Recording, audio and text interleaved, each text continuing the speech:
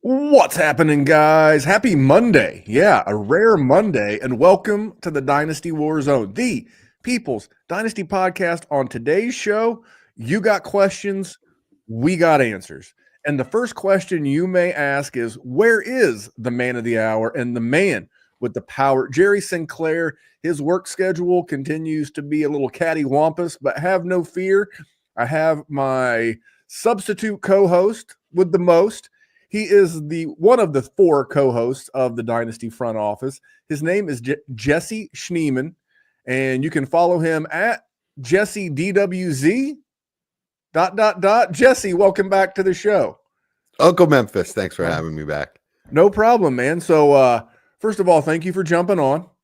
And Jesse's feeling good. Like, it did not take him we have a Dynasty WarZone group chat for the content creators. Like I said, Jesse, Mike, Chad, I'm missing some, Austin. Those four guys. We still have Dr. Kyle floats around. Dallas. Kyle August, Dallas. When I put out the bat signal in the group chat, Jesse took all of about 90 seconds to respond. Said, "Oh yeah, I got it." And I was like, man, he must have something to say. And then I realized and remembered you are, in fact, our resident Philadelphia Eagles fan. Now, you live in Baltimore, which isn't too far from Philadelphia, but as long as I've known you, the last 5 or so years, because Jesse, before he created content, he was one of our original patrons at patreon.com/Dynasty WarZone. He wanted to do some content. He's now making content for us. But all that to say, big Eagles fan. How you feeling right now, Mr. Eagles fan? I cannot wait to take that. It's about a 2-hour train ride. I cannot wait to take that train into 30th Street Station and celebrate a parade on Friday, Memphis. This is number 2.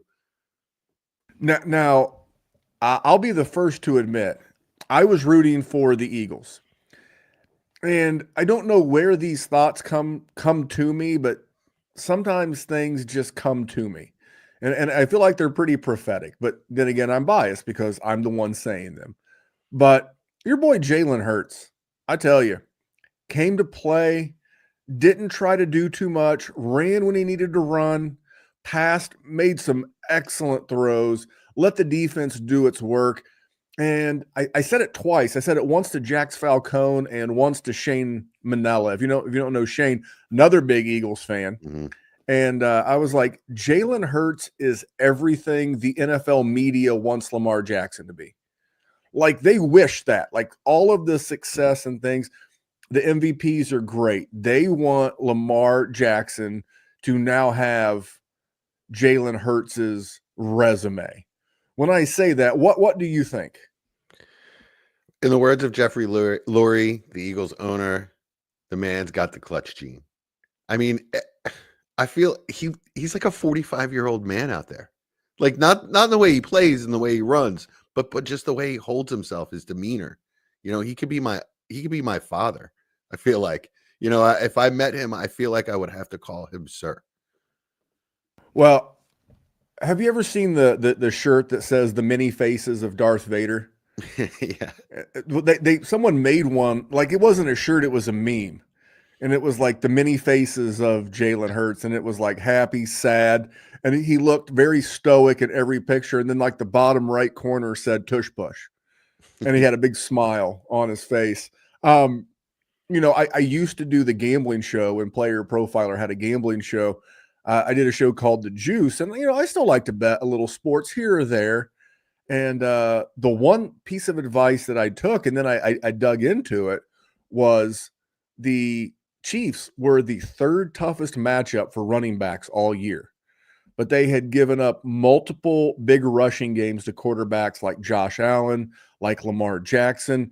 It seemed like whenever they played a rushing quarterback, they let him get the rushing, and they really held the running backs in check. So last night's bet was Saquon Barkley under. That was a hit. Jalen Hurts over. That was a hit. I can tell you on DraftKings, I tried to parlay him, but it's correlated, right? Because if one does good, it only makes sense the other does bad. They wouldn't let me make him into a parlay. That was my big win. So I'm all in on the Eagles. Anything dynasty related with the Eagles? AJ Brown, everybody still nothing's changing. Nothing's changing now. In fact, I wouldn't expect them to even add a running back at this point. I would say on offense, nothing's changing. All changes will be on defense this year. I don't think I could see them adding to the offensive line.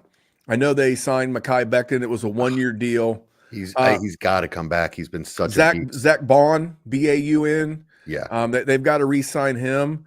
One of my favorite podcasters that I listen to, John Middlecoff, was talking today because when he was 24 in an NFL scout, he worked for Howie Roseman. And he was like, I know Howie Roseman's going to be out kicking the tires on Myles Garrett. Myles Garrett came out last week, said he would like to be traded.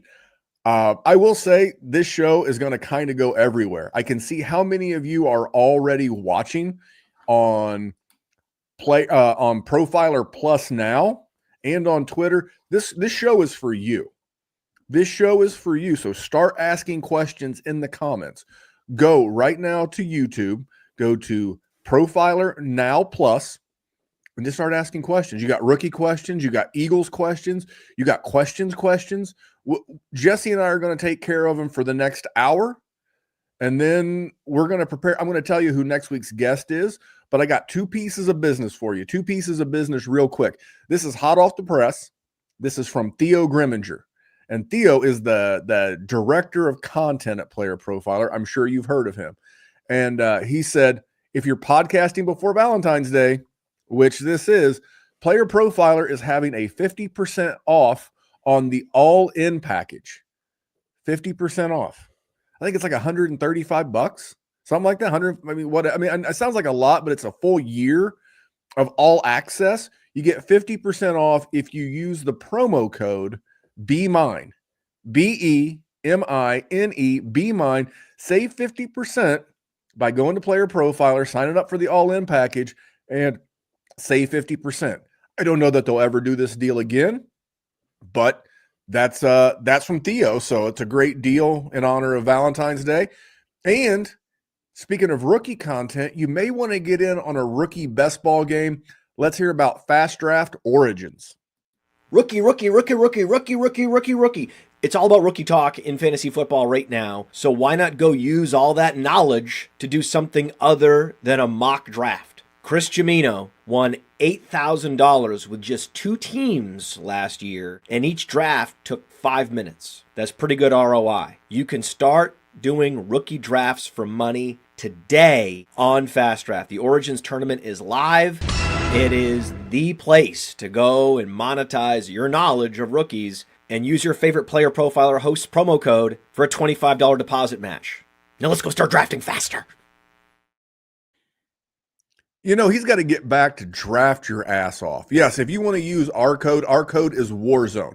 When you sign up at FastDraft, you want to talk about rookies, go over there and use the promo code WarZone. You deposit $25, they'll match the $25. You can draft your ass off as far as $50 will take you. There you go. FastDraft. So, Jesse, this is normally the portion of the program where we do good people, bad tweets. You are familiar with good people, bad tweets. But I don't have a bad tweet, but I do have a tweet that I found interesting. And that is the Kendrick Lamar halftime show. Now, for those not watching on Profiler Now Plus, you will see that Jesse and I are both Gen X guys. And there was a lot of back and forth about, was this the worst halftime show of all time? And I want to get your 2 cents, Jesse. What were your thoughts on the halftime show? Well, you're on mute. My bad. Yeah, it was pretty bad. We did not need Samuel L. Jackson in there at all. In fact, I really only need him for about 10 minutes in a movie to scream at me for a little while. I don't need him in the Super Bowl. I can't believe he did the Drake song. At least they hinted at it twice. What's that? They said they hinted at it twice. He changed some words at least. He played a good song or two. Um, I didn't mind it. I mean, the Grand National was cool. Oh yeah, that's what blew up our group chat. If for you younger listeners or people who may not have recognized that car, that I don't want to call it a muscle car because it's not like a muscle car from like the late 70s, early 80s. Mid 80s. But I think they ran 86 to 89. It was in that range. If you just do a search, it's the Buick. So you think of Buick, right? You think of like the SUV, Tiger Woods, maybe. If you search Buick Grand National and do some research on this thing, you will not believe the performance of that car. That was the big win for me. I actually didn't mind the halftime show. I thought it was better than the weekend. I thought it was better than a lot of them. For me, it's always going to be hard. It's always going to be hard to measure up to what's my favorite Super Bowl halftime show. Jesse, maybe you know, maybe you don't know. What do you think my favorite Super Bowl halftime musical performance of all time is? I don't pay a lot of attention, but I don't know. I guess I'll go with the Nip Slip from Janet Jackson. Not a bad choice. That one was loaded, actually. I had Justin Timberlake, Janet Jackson. I think Britney Spears was in there. I think Nelly was in there. My all-time favorite, because again, I'm a Gen Xer, was the Prince. Like you look at me and you hear the sound of my voice, you would not necessarily go a one-to-one comparison with Memphis and Prince. But I absolutely love Prince growing up. I think his music's great. That's my all-time favorite. So I don't measure it year to year. I always measure them versus Prince because he's literally playing Purple Rain in the Miami rainstorm. And it just so happened to coincide with the Colts and Peyton Manning winning a Super Bowl. So that one's always going to be tough for me. Yeah, I didn't get the vitriol. I didn't get the hate of it. I get that. Nowadays, because I have 2 Kendrick Lamar songs. I looked on my iPhone. I have 2 Kendrick Lamar songs. One is Not Like Us, the song that you did not think that they were going to do, and then Squabble Up. And because I keep a horn on me, if you know, I thought it was fine. I think it was Much Ado About Nothing, and I think our fellow Gen Xers, older millennials, I think they're giving us a bad name. I was like, they just wanted to hate it.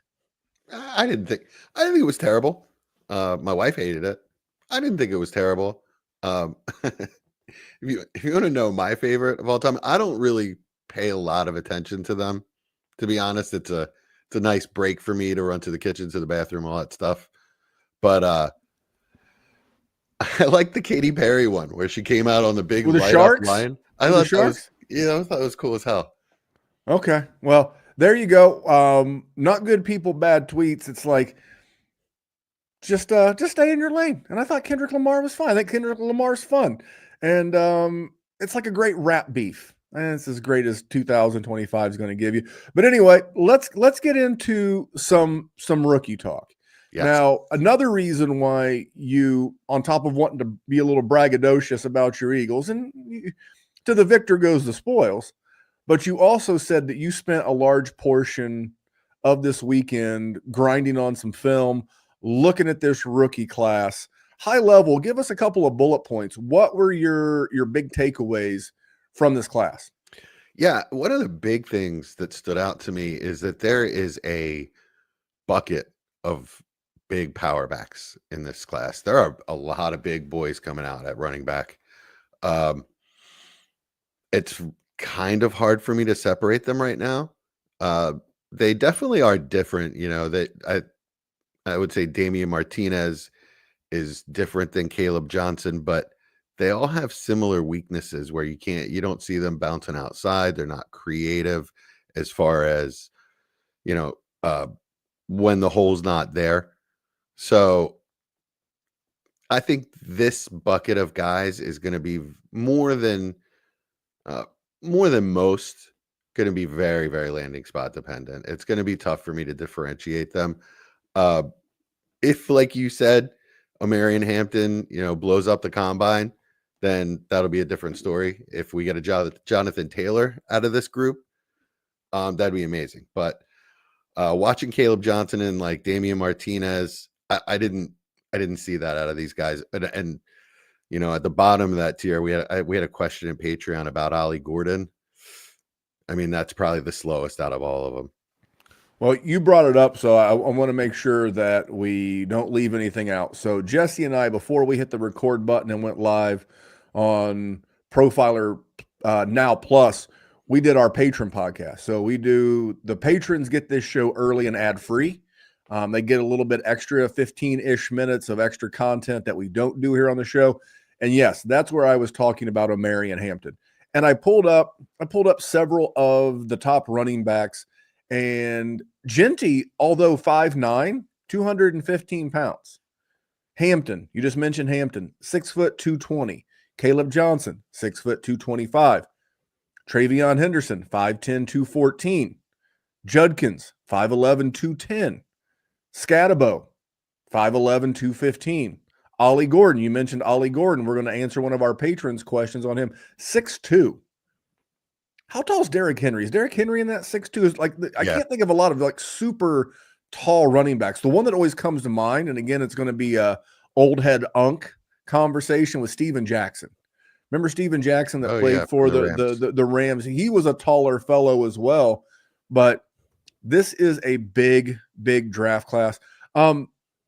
What about the wide receivers? What are your thoughts on this wide receiver class before we get into some questions? There are a couple guys I like. I don't think it's really deep, but I would say there are probably 4 guys that I really like right now. There's I think everyone's sort of on the big 3 of Tet, Burden, and Egbuka, correct. Thank you. Yeah. But I'm throwing Matthew Golden from Texas into that group as well. I don't think he's Tet level, but maybe not Luther Burden, not as dynamic, but I like this kid. There's something about him that reminds me of Jeremy Maclin. About 6 foot, about 200 pounds, about the same kind of build, can play outside, can play inside. I saw him beat press, even though I've heard about questions with his functional play strength. I don't know, man. Like I said, I saw him beat press a couple times, and the kid's dynamic, really good route runner. I like him a lot. I'm really excited for the combine, and I had to pass today on the opportunity of working the NFL combine. I'm going to try to go. The one cool thing about doing this podcast for Player Profiler is they do a ton of cool shit. Like they sent Jason Allwine and Anand Nanduri down to the Super Bowl. And Brittany, by the way, Brittany, best thumbnails. She doesn't do all of them, but she does ours. That makes them the best. They sent people down there. I may try to like pop in a day if they can hook me up with a media credential. I might go down and because I think I can break away for a day. To get away for all 4 days probably would be difficult with my day job. I have a receiver. I have a question. I don't know how much you've seen in him. Have you done much looking over Xavier Restrepo? Because he is a name that I continue to hear. I'm currently using Tankathon as like the list of players because they have the height and weight and their production. So I know it's not the best quote unquote mock draft site, but any thoughts on Restrepo? Because I know guys like Field Yates love him. I've heard him rumored as like maybe a sneaky first round pick. Anything on Restrepo? Yeah, I'm bringing up my notes right now. I haven't. Oh, you're good. I watched a little bit about him because I did hear Field say that as well. Definitely. I mean, I know he got some love. Jalen Royals from Utah State has been a guy who's been moving. Restrepo looks like he could be a pretty good pure slot guy.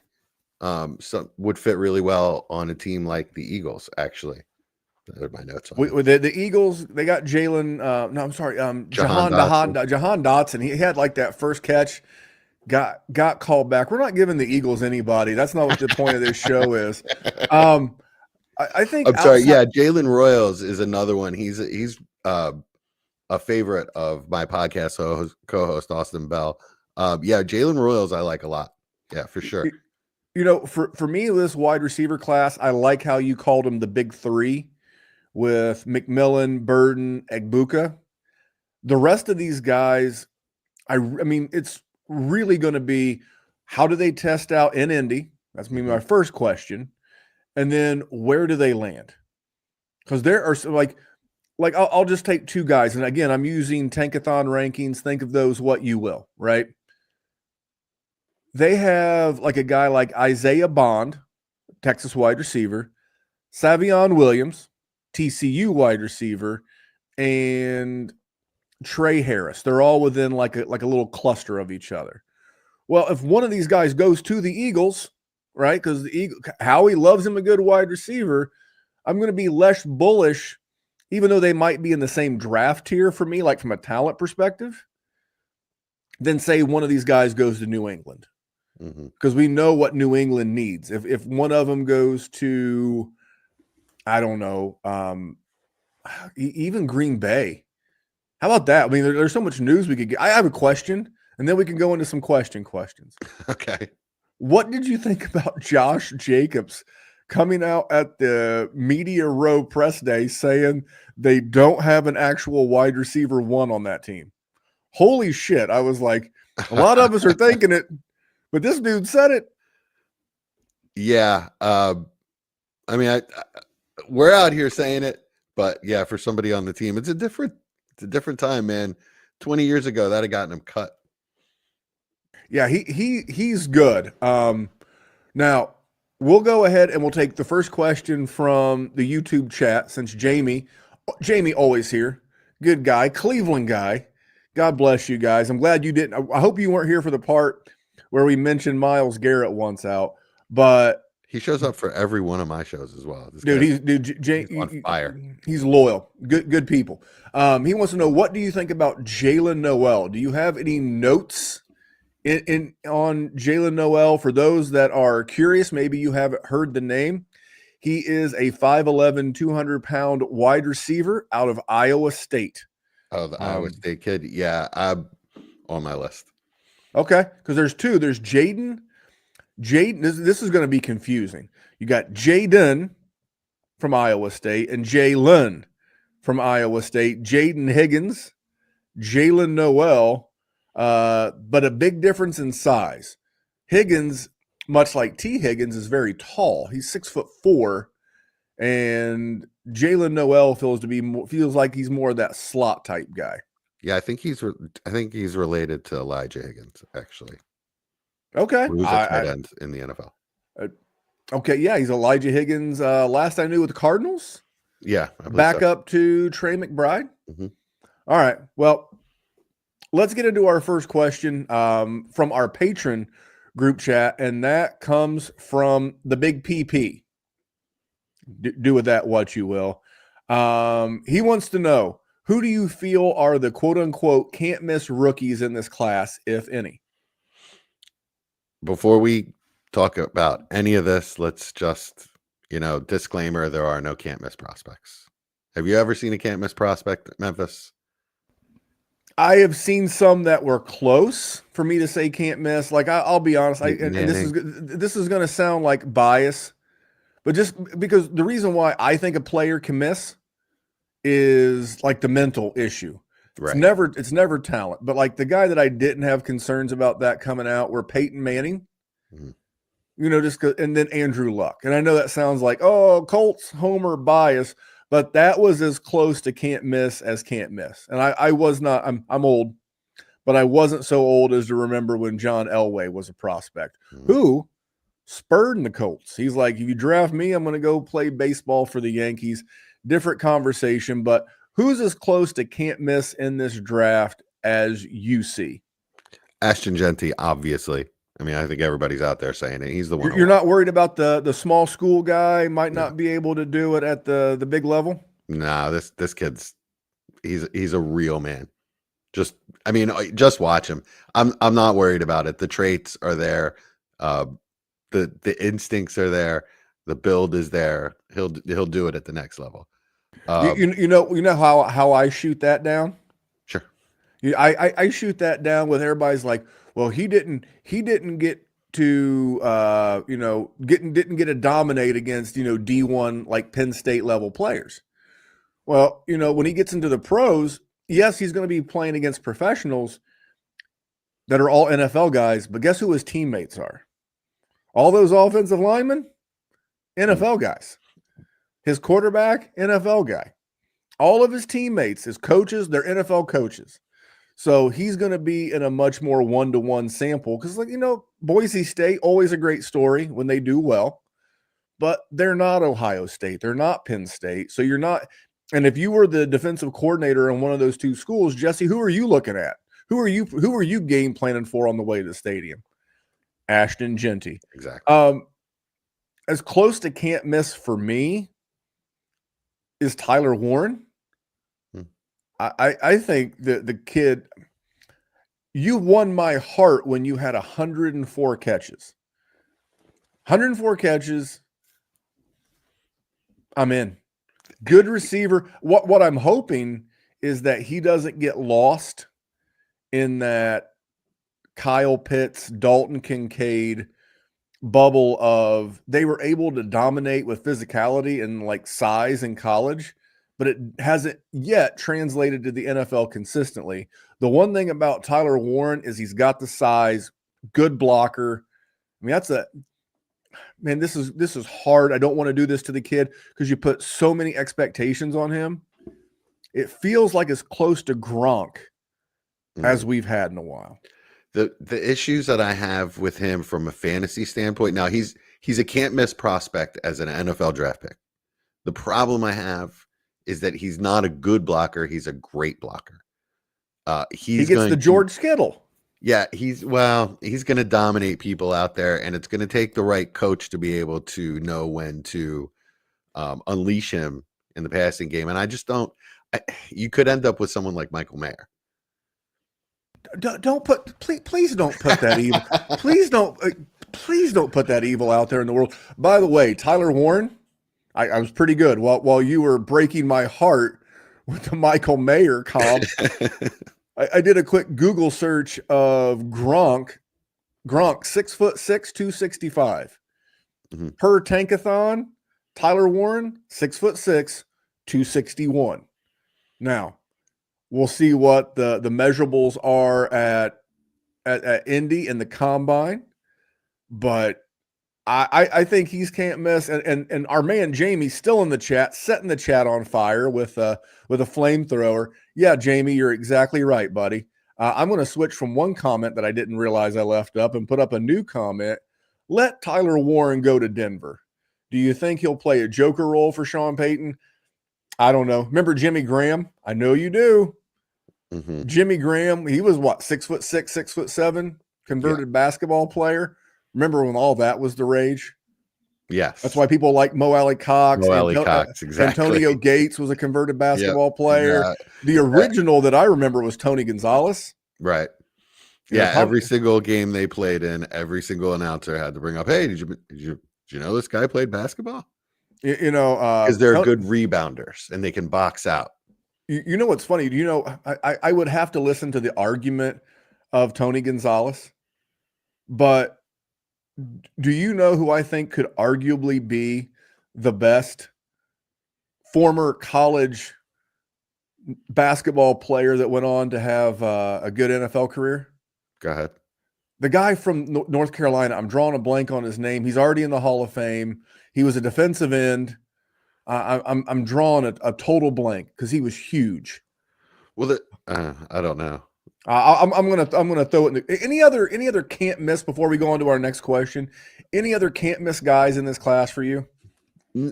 No, there aren't. But I would say the next closest would be Tet, and maybe I love Luther Bird's dynamicism as well. But I would say Tet is probably the next closest for me. And by Tet, you mean Tet McMillan? Yeah, Tetaroa.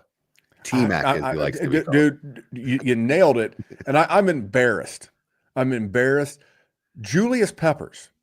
Julius Peppers. Okay. Yes. Yeah, you should have said Panthers. Okay, he played for the Panthers. He played for the Packers. Yeah. Won a Super Bowl, if I remember correctly. Because I remember the thing being, he's the only player in like NFL history to ever have won an NCAA basketball championship and a Super Bowl. There's a lot of NFL players that are basketball players as well. I mean, Jalen Hurts played basketball. Dude, but it used to be a thing. Yeah, I'm with you. I think Travis Hunter, if they leave him as a defensive back, I think he is as can't miss could be. If you want to go offensive line, I know a lot of people like Will Campbell. And then on the defensive side, maybe it's the edge. Abdul Carter. That's the other guy. He's really good. So those are some of the quote unquote can't miss. Let me jump to the next question. All right, David Donaldson, again a patron. More tight end talk.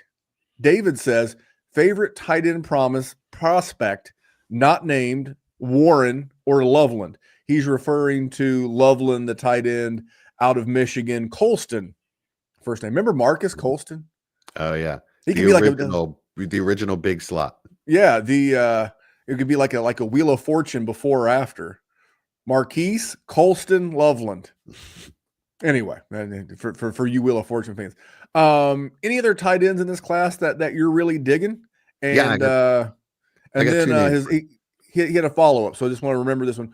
We'll save this one. So give me the name of the non Tyler Warren Colston Loveland tight end. Yeah, I've got two names for you. The first one I love is Elijah Arroyo out of Miami. This kid is athletic as all hell. Went down to the Senior Bowl and impressed. Love the athletics. Athletic measurables should test great at the combine. He's a track star. He runs sprints and high jump. Was a 4-star prospect. Rates is like a 94 on 247. And the film is, I mean, not a ton of opportunity, but the film pops. And I think the kid's going to be really good at the next level. And like I said, the fact that he went down there and was immediately comfortable at the Senior Bowl and popped in the practices, that makes me feel really good. Senior Bowl guys, I think we had Zay Flowers 2 years ago. There are tons of Senior Bowl examples. Guys that pop on the first couple of days of Senior Bowl, usually pretty good indicator that they're going to have like early success in the NFL. The other one is Gunnar Helm from Texas. I don't like him quite as much, but I think he could be a good tight end in the NFL. And if he falls into the right situation, could be a starter. Well, allow me to be lazy. All right. A little lazy, not like tremendously lazy. When I look at Elijah Arroyo, he's not as young as David Njoku was, but when you just described him, which, I see that too, I'm hearing David Njoku. Oh, and that guy, his measurables were through the roof. If you remember. Yes, but he was also 20 years old. It's like David Njoku's been in the league as long as Evan Ingram, who's 31, and Right. I don't think David Njoku's even 30 yet. No, I think he's like 28, 29? 27 this year. I think he'll be 28. So this could be very much the same. But I think just like David Njoku, landing spot's going to mean a ton, and you're going to have to be patient with him. And it's going to be frustrating. Here's what I would tell you. If you're in your rookie draft and you're getting ready to hit the draft button on Elijah Arroyo thinking he's going to come in and contribute right away as a rookie, you are hitting the wrong button. Trade that pick that you would draft Elijah Arroyo and go try to get you a veteran tight end from somebody, because he's probably going to take a year or two. Now, if he lands in one of these plum spots, and what's a plum spot? I think Carolina is a really good spot. I think the Chargers is a tremendous spot. I think it would take a couple of dominoes to fall in the right direction, but I think Cincinnati. If T. Higgins moves on and they don't re-sign Mike Gesicki at times was very usable in Cincinnati as a receiving option, especially when Higgins was banged up. So there are some good spots that he could land where he might, but he's the kind of guy that I know I'm going to draft. I'm probably going to get him in the second round of tight end premium leagues. And I know that's why I have a 2-year taxi squad, right? I'm gonna stash him. And here's the thing: I know I'm going into the draft with a mindset that, hey, I'm gonna draft him. I'm gonna put him on the taxi. Wherever he goes, they're probably gonna draft or pick up Zach Ertz as the starter. So he has to sit for a full year, like Trey McBride did, like Ben Sinnott did this year. And I say that jokingly. I don't know where Zach Ertz will wind up playing ball. But all that to say is you're going to put him on your taxi squad and you're going to move on. It's in the chat again. Eric All. He's going to miss the whole year. Did he get hurt again? Because he came back and played. Okay. Yeah, they said he's going to miss the entire 2025 season. So there you go. From the mouth of Jesse. Well, listen. We have one more ad to get in. We'll get into some more questions. We are going to take just a moment and hear about the Dynasty Dominator. Hey, what if I told you there was a Dynasty app where you could get player lifetime values, evaluate trades, including draft picks out to 2028, compare the advanced metrics of two players, look up the sentiment, buy, sell, hold on players? Well, there is a mobile app that has all of that and more called the Dynasty Dominator. And it's $5 in the App Store on Google Play. This is my gift to you. The most affordable Dynasty League domination app available today. And if you already have it, the 2025 class is ready to download. Let's go. I love when the Podfather does those live reads. It's $5. And you might be like, well, it's $5. Guys, it's $5. Depends on your coffee order at Starbucks. You're not even going to pay for your Starbucks, but you'll have this app. You'll have it for a year, and the money just simply pays to keep the app updated. You think Google Play and Apple, they think they do that shit for free? Nah. Pay the $5. Get the Dynasty Dominator app. Put it on your phone, and then you go play FastDraft's Origins. You see where this is going? It's all here to help you. All right, Jesse. David also wanted to know about Ollie Gordon. Where do you want him to go, and how high should we go for him? So, like, where would you put him? We're always going to default Superflex tight end premium. Where do you think Ollie Gordon is going to go in terms of Dynasty rookie drafts? And do you have a preferred spot? Well, he's a day 3 pick. So like we touched on him earlier, he's the slowest of all of these big power backs that I've seen. No creativity, cannot bounce anything outside. The man plays with violence. So if you want to hand the ball off to somebody up the middle, so where do I want him to go? Somewhere in the NFL. As far as rookie draft go, if he gets the perfect landing spot, like I think Miami could probably use a bruiser, to pound some in from the goal line. Maybe he gets up to the late third round, but I think he's more of a 4th, 5th round, maybe even waiver wire guy. This is going to sound, I'm saying this to be honest, not to be lazy, and just he's got such a vast range of outcomes. If he gets decent draft capital to a spot we like Dallas, let's just say hypothetically he goes to Dallas, then he could be a second rounder, easily a second rounder, especially given. I don't think he's as good as Rico Dowdle. While I agree with you, the vibe I'm getting from him, because he's a big guy, he's a big athlete, I'm getting a little Braylon Allen. Don't necessarily play the game the same way. Just a big guy. Big guy run fast, got big guy run straight ahead. Well, the problem is the fast part with Ollie Gordon. Now, Braylon Allen's got some juice. What do you think he's going to run from a 40 time? Is he going to be? Can he be in the 5.5? Excuse me, 5.5 would be line. Yeah. Yes, Memphis. He can make 5.5. Hell, I might still be able to make 5.5. 4.5. Can he be in 4.4 to 4.5? Can he hit that window? Not from what I saw. Would that exceed your expectation? It would, yeah. Not from what I saw in film, but sometimes it's hard to judge that thing, so he could surprise me. I don't want to completely condemn the man to hell. Right now, because I want to be consistent, because I've been using these rankings all night, I'm looking again at Tankathon. They have Cam Scatabo at 73 overall, and Ollie Gordon at 75 overall. Is there one or two of those? Is there one of those two guys you prefer over the other one?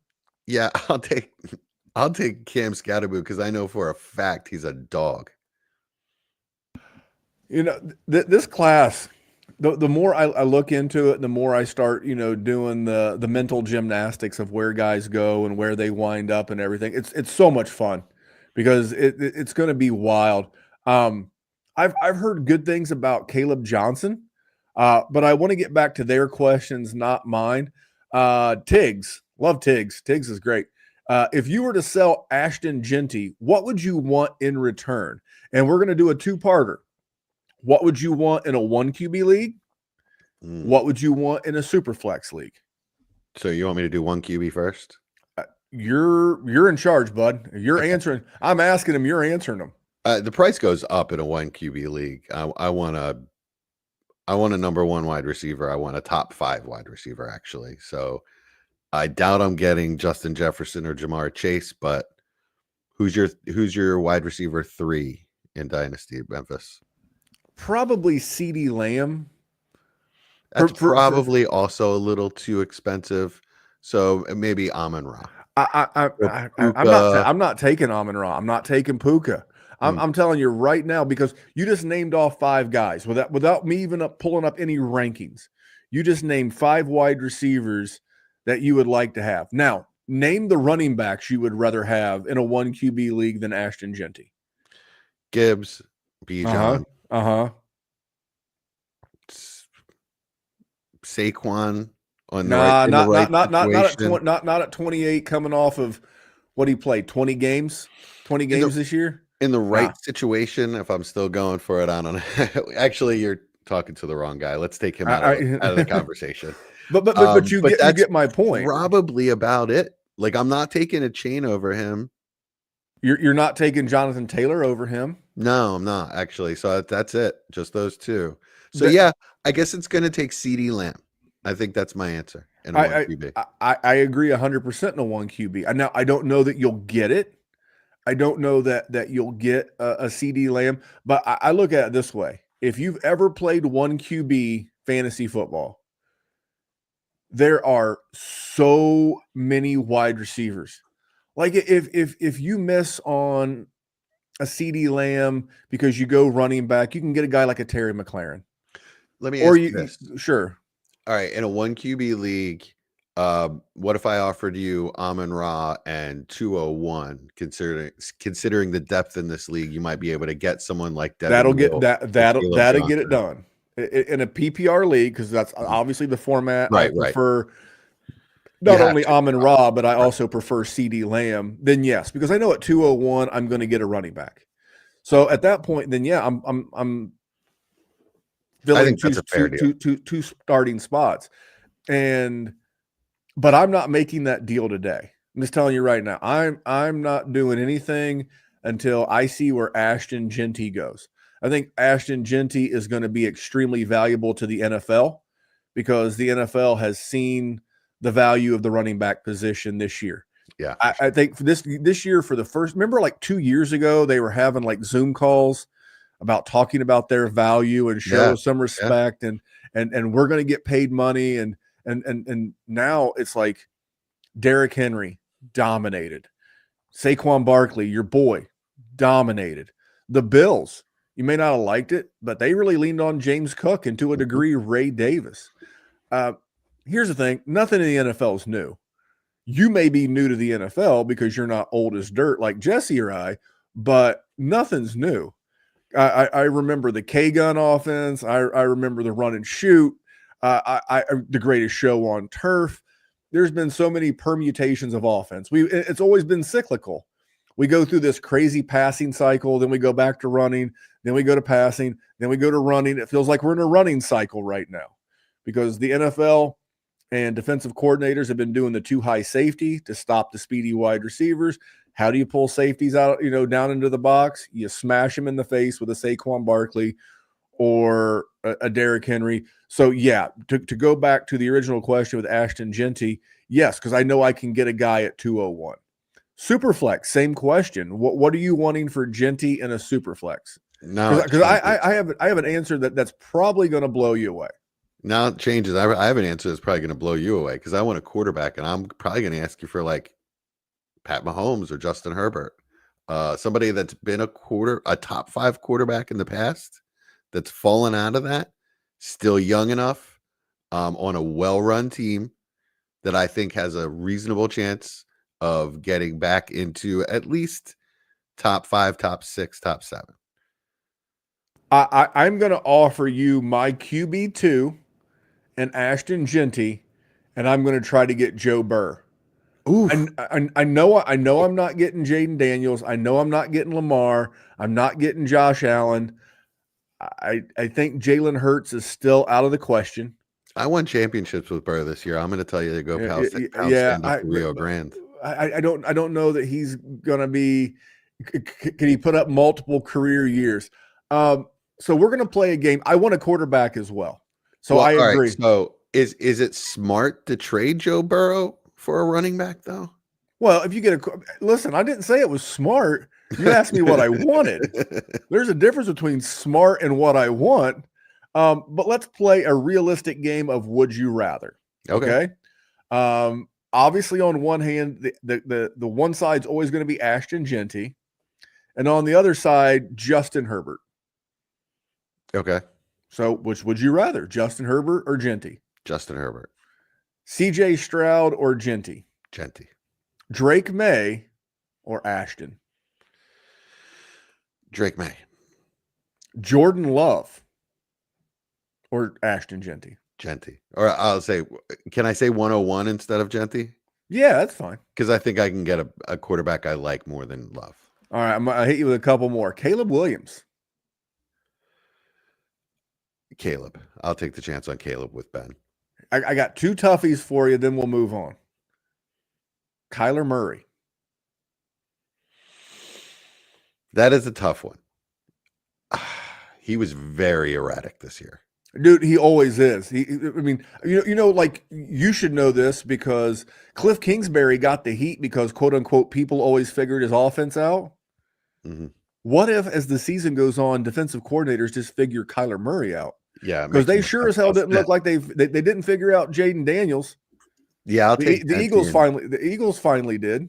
I'll take Genty, and if I need a quarterback, I'll roll it into somebody more consistent. One last one. This is per Fantasy Pros. They have Bo Nix as their QB 13 in Dynasty. Bo Nix or Ashton Genty?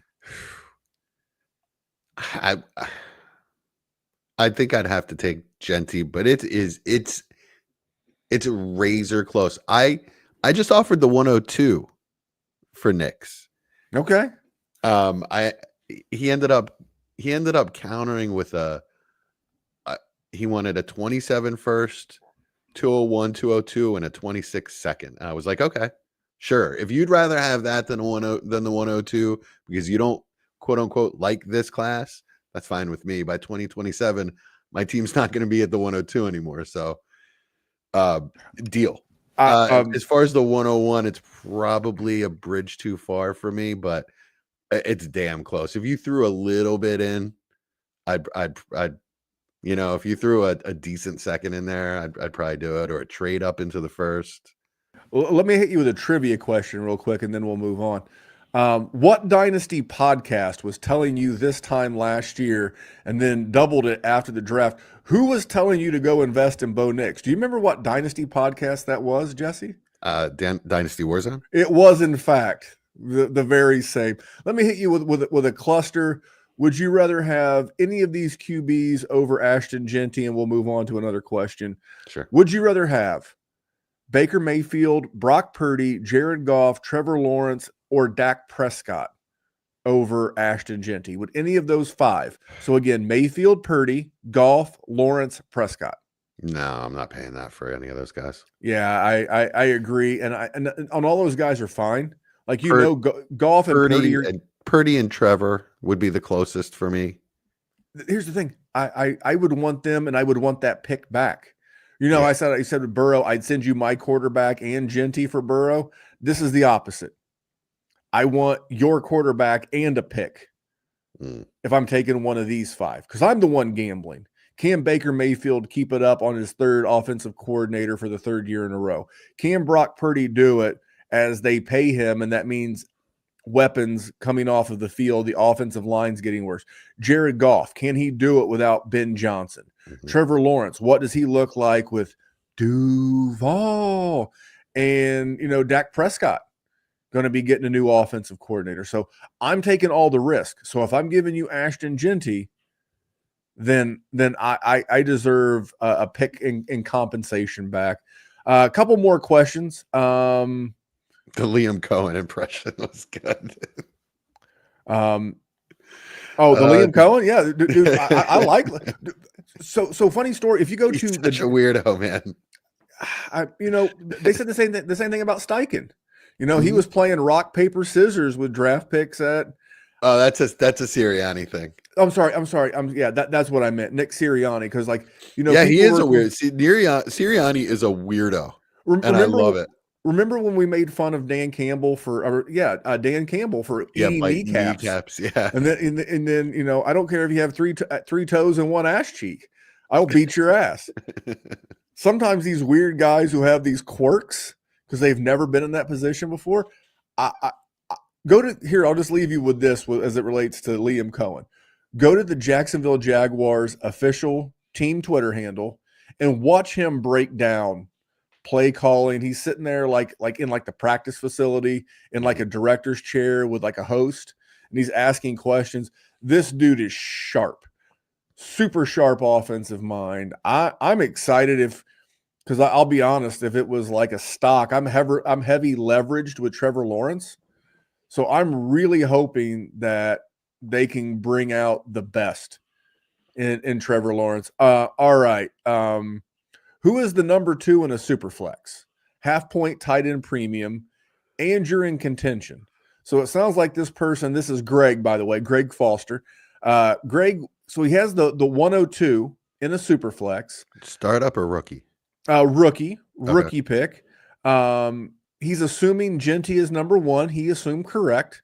Genty is the 101 in all formats. Don't Cam Ward me. I heard the Podfather the other day. I love the Podfather.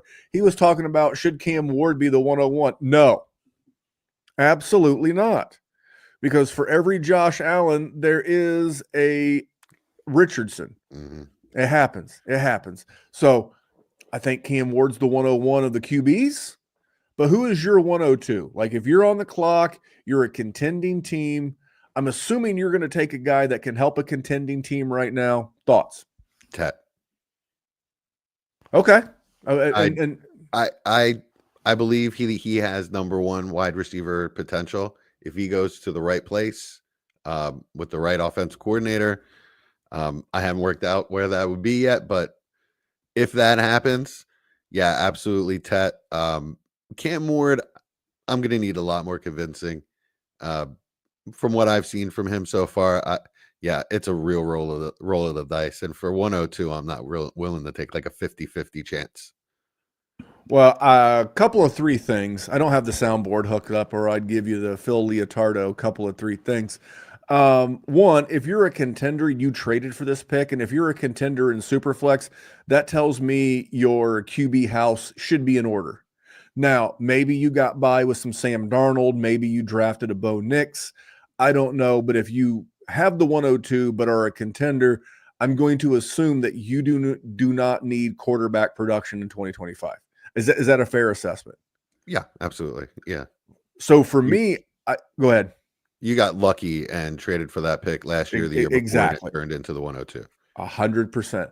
So you see where I'm going. And is it fair to say that out of all the skill positions, it's at least recently, it has been more likely that a rookie wide receiver has more of a breakout opportunity than a rookie running back? Because if you remember, even Bijan Robinson and Jahmyr Gibbs didn't set the league on fire in year 1 the way they did in year 2. Those guys are super studs. It just depends on landing spot. If you get a Zeke to the Cowboys type of fit. Sure. Absolutely, it's the running back. So these days, the top wide receivers are kind of hitting the ground running.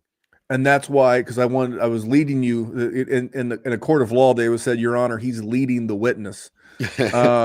That's where I was leading you. For me, it's going to come down to one of the three, whichever of the landing spot I like the best of Tet McMillan, Luther Burden, and Egbuka. And I actually, if one of those guys don't lands in a spot that I absolutely love, I don't like to play Dynasty from year to year, but I think Luther Burden probably has a better chance of breaking out faster than any of these guys. He's got an immediate skill set. You can play him around the line of scrimmage and let him eat people up with his yak ability. And I know people aren't going to like it, but I said last year for the Pittsburgh Steelers that Arthur Smith was going to, be a good fit, even though you hated him as a head coach. I got bad news for haters. Josh McDaniels is back in New England, and that's going to be a better than you think offense. For whatever you think about Josh McDaniels, the head coach, Josh McDaniels, the offensive coordinator in New England, has never had anything but success. Mac Jones, no problem. Matt Castle, no problem. Jimmy Garoppolo, no problem. Yeah, of course, everybody wants to go, yeah, Tom Brady. Yeah, no shit. But all those other guys, they also have played the best football of their career with Josh McDaniel as the OC, not the HC, but as the OC. All those guys played extremely well, and a lot of good wide receivers came out of that time. I love that spot. Speaking of New England, a little bit off topic, but my number one deep buy this season, Demario Douglas. We're talking about a Josh McDaniels offense. You want the slot Douglas guy. Is a great call. And I'm telling you, that kid looked really good. He's got a connection with Drake May, and if he wins that job, it's not a guaranteed, it's not a guarantee that he'll win that job. The most you'll ever have to pay for Pop Douglas is like a late second, and most places you don't have to even do that. So give up your 3rd round pick for Pop Douglas. God, I love that. Jamie's back. He's like, would the Buccaneers be a good landing spot for Tet? Move the other McMillan? No. This is why I agree with the Pop Douglas take, by the way. I agree 100%. And let's not pretend like the New England Patriots or even the Bears, right? Where you've got DJ Moore, Cole Kmet, Roma Dunze should take a step this year. It's not like that's what the New England Patriots are working with. They got Pop Douglas. That's it. I still like Hunter Henry there. I think Hunter Henry with Josh McDaniels calling the plays will continue to be a solid ball player. Jalen Polk was supposed to be a ready-made flanker in the NFL, and they did not know how to use him last year at all. That's not how they used him. And in fact, he really didn't get on the field much. So I wouldn't be surprised if he took a step. I continue to give him love because that it's a free site, easy to use.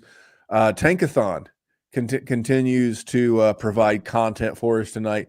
They have Tet McMillan going number 8 overall to the Carolina Panthers. How would you like that spot? That is a great fit. I think so too, because if you think Tet McMillan, and then the head coach of the Panthers was the OC in Tampa Bay. Yeah. Think about Tet McMillan playing a Mike Evans type role with Bryce Young chucking the ball to him. Yeah, Bryce Young needs a guy like that that's got a big wingspan, a huge catch radius. Also, he gets separation, which is not something that he's used to with the old dried up rotting corpse of Adam Thielen flopping himself around out there. Actually, he played pretty well, but he doesn't get separation, and none of those guys do. And Ted actually does for a big guy. My co-host Austin Bell would flip out if that happened. Yeah, I'm looking at like wide receiver positions. The Patriots, again, I think that's my 101. I think the Raiders would be my 102 because it's Brock Bowers and then who? I mean, I like Jacoby Myers, but he's not a true one. No, he's a nice complimentary piece. I think that this NFL draft is going to give us a lot of good landing spots. Well, Jesse, we're right up against an hour. That's the amount of time you had for me. You guys have been doing a lot of good content for us over at the Dynasty WarZone YouTube and podcast channel. So if you're a player profiler listener and you want to hear more of Jesse, or you want to know who this Mike, Chad, and Austin trio is, tune in. They usually live stream on Thursday nights, and you got to give me credit. I've been doing a much better job of getting the show up by noon on Saturdays. I didn't have to say anything this week. It just came out. I was like, wow. I am doing my absolute level best to get it up on time. Last week you guys did a Dynasty trades with house money.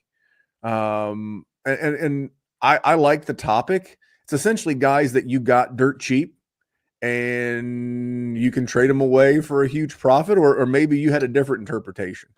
Yeah, well, we were just kind of, it was just a way to introduce some guys that we thought were buys this offseason, and we're just kind of throwing trades back and forth. You were trying to get house money. Yeah, you buy cheap, buy low, sell high. Yeah, right, exactly.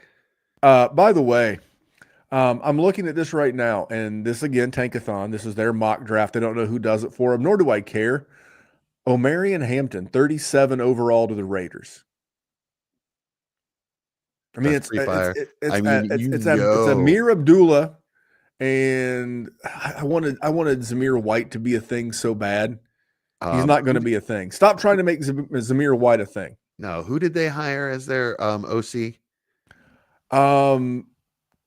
Cliff Kelly. Is it? The devil himself. His last name's Kelly. You gave me your brain block. It's Idris. Chip Kelly. Fuck. There it is. Yeah, there you go. They're going to run the ball between Pete Carroll and Chip Kelly. They are going to run the rock. Yeah, so, any running back they draft. I will tell you though, but in the NFL, Chip Kelly was like, you were an Eagles guy. They passed the ball a ton. He still claimed to be a run first guy. He was just it was always fast. We're going to run the same 3 plays over and over. We're just going to run them so fast. You don't know what you're doing. And it didn't really work out by the second season. Yeah. I hate his guts. I'm sorry, but he also traded away Deshaun Jackson and LaShawn McCoy because he just thought that his system was the thing. No. I think he just didn't like them and didn't know how to coach difficult personalities. But yeah, Jesse, I want to get you out of here because I know you have things to do, like work tomorrow. But I appreciate you jumping on, always being willing. Please check out the Dynasty Front Office. It is a great show. YouTube's Thursday, podcast Saturday. Be sure to check out things like the Dynasty Dominator app, $5. Use promo code BMINE and get 50% off the all-in package. And then don't forget to use the Dynasty Dominator to help you draft on FastDraft Origins. I think I hit everything. What do you think, Jesse? Did I miss any plug-in? No, man, I think you got it all. That was a professional job right there. You know, in pro wrestling, they call that getting your shit in. Well, I got my shit in, and we're going to get out of here. Thank you guys for watching. Thank you for the questions. Thanks to the Patreons. And this coming Sunday, our guest is Nino Brown. If you don't know Nino is a knower of ball. He is a college football expert. And what I love about Nino is he's able to tell us who translates well, what would be a good landing spot for their skills. Nino will be here with us on Sunday. Jerry will be back. And if Jerry's not, Jesse would probably fill back in. We'll let you know. Thanks for tuning in. We'll see you next time. See you guys. Hey, I want to thank you for being part of this broadcast. If you have any thoughts on it, leave a comment. If you enjoyed it, make sure you leave a like. And if you want to see more shows on the Player Profiler channel, subscribe to it. That's how we know you want more.